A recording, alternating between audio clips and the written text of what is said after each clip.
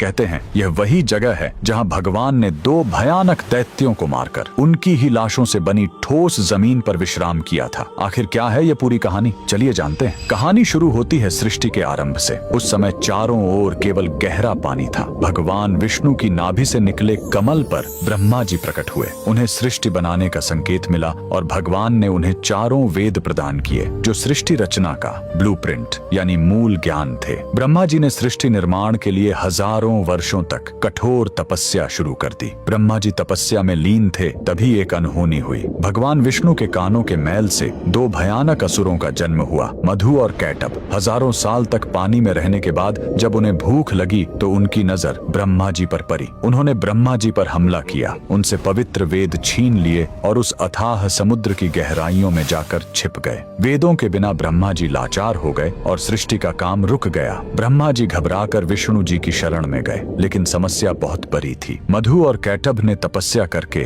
देवी महाशक्ति से इच्छा मृत्यु का वरदान पा लिया था, यानी वे अपनी मर्जी के बिना मर नहीं सकते थे। तब वेदों को वापस लाने के लिए विष्णु जी ने हयग्रीव अवतार लिया। उन्होंने घोड़े का सिर इसलिए चुना ताकि उसकी तीक्ष्ण बुद्धि और सूंघने की शक्ति से वे समुद्र के उस घने अंधेरे में भी वेदों को खोज सके। भगवान हयग्रीव पानी के भीतर गए और असुरों से हजारों साल तक युद्ध किया, लेकिन वरदान के कारण वे मर ही नहीं रहे थे। अंत में भगवान ने अपनी माया से उन्हें मोहित किया और पूछा कि तुम्हारी मृत्यु कैसे होगी। असुरों ने अहंकार में शर्त रखी, हमें वहां मारो जहां पानी न हो, एकदम सूखी जगह। पूरी दुनिया में तो पानी ही पानी था। तब भगवान ने अपना विराट रूप धारण किया, अपनी विशाल जांघों को पानी से ऊपर उठाया और कहा, मेरी जांघें सूखी हैं, और वहीं उन दोनों का वध कर दिया। मरने के बाद उन विशालकाय दैत्यों के शरीर से जो भारी मेद यानी चर्बी निकली वो जम गई और उसी से यह ठोस धरती बनी। इसीलिए पृथ्वी को मेदिनी कहते हैं। युद्ध के बाद थके हुए भगवान हयग्रीव ने इसी नई बनी जमीन पर असम के मणिकूट पर्वत पर विश्राम किया। उन्होंने वेद ब्रह्मा जी को लौटाए और ज्ञान की पुनः स्थापना की। इसीलिए हयग्रीव भगवान को आज भी बुद्धि और तर्क का देवता माना जाता है। कमेंट में जय श्री हरि जरूर लिखें।